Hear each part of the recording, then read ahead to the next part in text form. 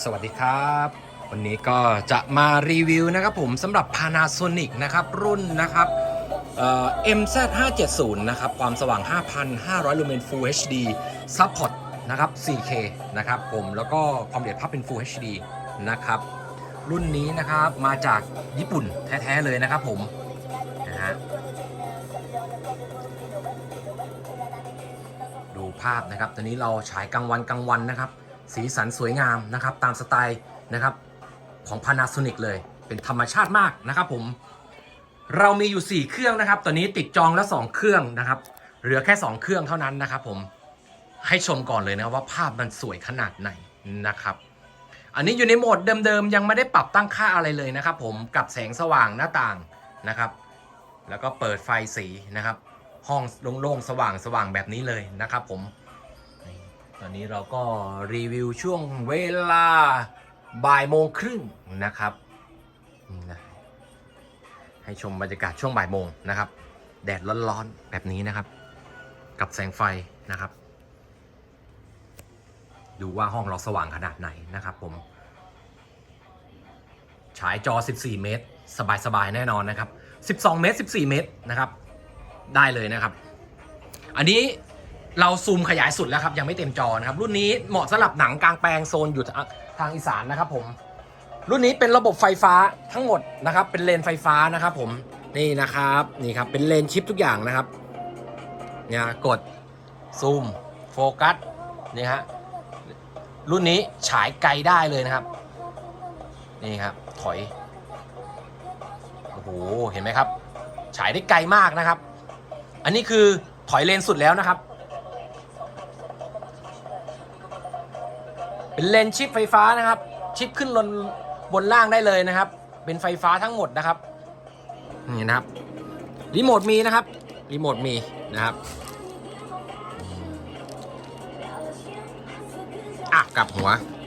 ตัวนี้เป็นรีโมทไม่ตรงรุ่นนะครับผมสามารถเปิดปิดเครื่องได้นะครับผมเลือกช่องสัญญาณเข้าเมนูต่างๆได้หมดเลยแต่ถ้าจะมาปรับ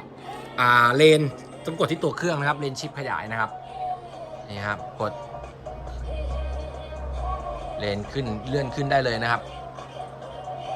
นี่นะครับเป็นเลนไฟฟ้านะครับเลนชิปนะครับนี่กดเลื่อนอันนี้คือเราถอยเลนสุดเลยนะครับรุ่นนี้เหมาะสำหรับฉายนะครับอยู่ที่โซนอีสานนะครับเพราะว่าอีสานนี่เขาฉายไกลกันนะครับผมวางเครื่องฉายไว้บนรถพานารุ่นนี้ตอบโจทย์นะครับรุ่นนี้ตอบโจทย์เลยนะครับผมนี่เลยตัวนี้เป็นเลเซอร์โปรเจคเตอร์นะครับเป็นเลเซอร์โปรเจคเตอร์นะครับอายุหลอดน้อยๆนะครับผมนะฮะคุ้มค่าแน่นอนครับระบบเลเซอร์ของเราเครื่องไม่ร้อนนะครับไม่ร้อนเลยนะครับความร้อนไม่มีนะครับผมเนี่ยครับดูได้เลยครับความร้อนสีสันสวยงามสไตล์ Panasonic นะครับแล้วเราจะซูมขยายนะให้มันเต็มจอนะครับระบบไฟฟ้านะครับรุ่นนี้สีสดมากสุดแล้วครับสุดระยะฉายแล้ว Panasonic เขาจะได้เรื่องสีขาวนะครับสีขาวเป็นธรรมชาติมากๆนะครับผม Panasonic คนที่ใช้พานาจะรู้ดีนะครับรีโมทกดรีเทิร์นนะครับใช้รีโมทนะครับผมสีสันนะครับบรรยากาศภายนอกบ้านสว่างนะครับในห้องนอนในห้องดูหนังของเราก็สว่างแบบนี้เลยนะครับพอดีมิวสิกวิดีโอเป็น16:9นะครับผมจอที่รีวิวอยู่นี้เป็นจอ4เมตรนะครับเป็นจอโค้งนะครับผมเป็นจอสโคปนะครับ21:9นะครับ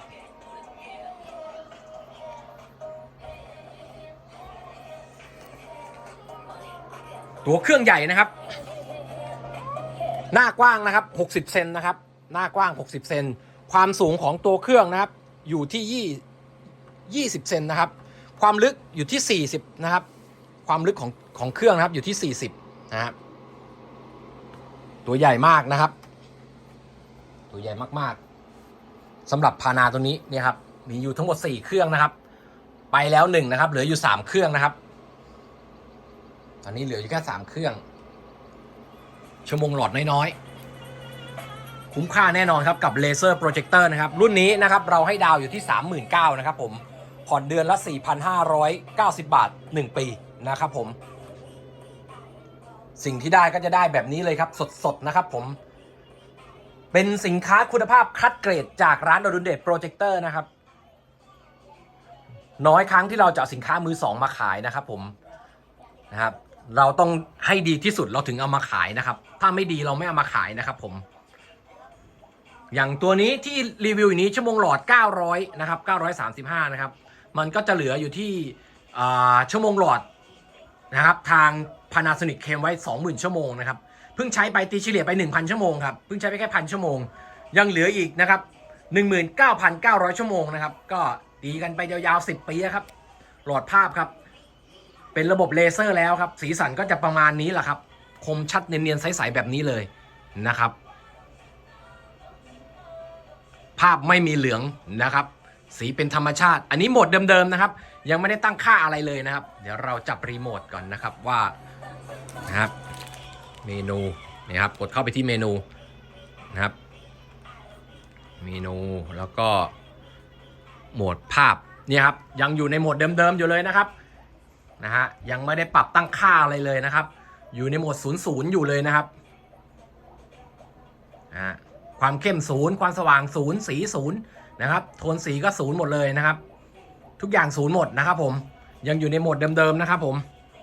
แล้วก็กดรีโมท Return นะครับกดออกจากเมนูได้เลยนี่นะครับผมเหมือนได้เครื่องใหม่ในราคามือ2นะครับรุ่นนี้ราคามือ1อยู่ที่ 249,000 บาทนะครับผมเราจำหน่ายในราคามือ1เพียง 87,900 บาทนะครับแต่ถ้าเป็นเงินผ่อนก็วางดาว 39,000 ผ่อนเดือนละ 4,590 บาท 1 ปีนะครับก็จะได้สินค้าคุณภาพจากทาง Panasonic ไปใช้เลยนะครับผมรีวิวกันยาวๆมีจำนวน4เครื่องแต่ตอนนี้เหลือแล้ว3เครื่องนะครับผมนะครับแต่เครื่องนี้ลูกค้าก็นะครับกำลังช่างใจอยู่นะครับตัว935ชั่วโมงหรือ37ชั่วโมงเนี่ยครับเดี๋ยวขอเช็คอีกทีนะครับสนใจก็อินบ็อกซ์สั่งซื้อกันเข้ามาได้ที่ Facebook อดุลเดชโปรเจคเตอร์ได้เลยนะครับหรือว่าโทรมาพูดคุยกันที่0952475934ติดตามที่ Facebook อดุลเดชโปรเจคเตอร์หรือว่าช่องทาง YouTube อดุลเดชโปรเจคเตอร์ได้เลยนะครับขอจบการรีวิวสินค้ามือ2คุณภาพจากทางร้านอดุลเดชโปรเจคเตอร์ Panasonic Laser นะครับเป็นเลเซอร์โปรเจคเตอร์รุ่น PT MZ570 ความละเอียดภาพ Full HD ค่าคอนทราสต์3ล้านต่อ1ค่าคอนทราสต์3ล้านต่อ1นะครับขอจบการรีวิวไว้เพียงเท่านี้สวัสดีครับ